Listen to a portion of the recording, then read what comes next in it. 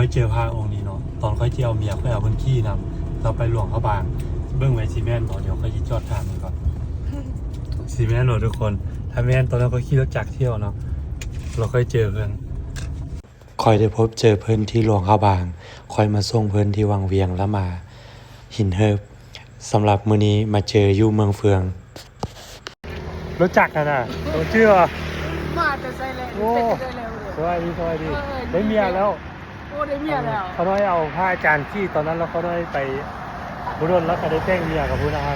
ำไปเที่ยวกันพระอาจารย์ยู่วันหลวงพระบางเลยเนาะที่ไปใช่นี่ชีเมื่อวุ้นแล้วเมื่ออันมันต้องเลยว่าเขาสารภาพเขาสารภาพไปเลยบ่เป็นยังเจ้าก็ไปตามนาทีเจ้าบ่เป็นยังเลยครับให้เจ้าที่เลยเดี๋ยวจีรันรถให้พระอาจารย์พระอาจารย์ที่ย่างพูดเลยถ้าเจ้ารันก็ว่าเป็นยังขี่ได้อนุโมทนา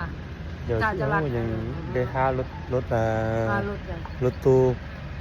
ไปบ้านวังวะบ้านวังวะบ้านวังเขาบ้านวังเดี๋ยวตรงนี้จะไปส่งพระอาจารย์เนาะเดี๋ยวอันนั้นลมมันนี่บุญนึงตอนนั้นเพิ่นเอาเจ้าขี่รถจักรนำเด้แม่แล้ววันนี้มาเอาเมียอันนี้เมียเพิ่นแล้วอะไรลูกแล้วของอาจารย์สาธุแล้วเราเห็นเราโอ้บุญคุณเพิ่นน่ะนะพระอาจารย์ซื้อเลยอาจจะเพิ่นจะไปใส่จำเป็นแจ็คทำมูแค่นี้ไปสักยา2เข็มพุ่นน่ะยังนั้นให้เลยส่งเพิ่นอยู่วัดสินไส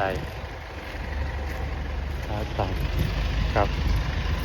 เดี๋ยวนี้ออกให้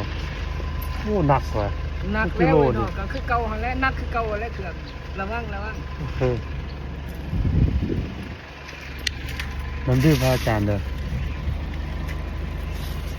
ส่งพระอาจารย์พระอาจารย์เด้อโชคดีโชคดีเ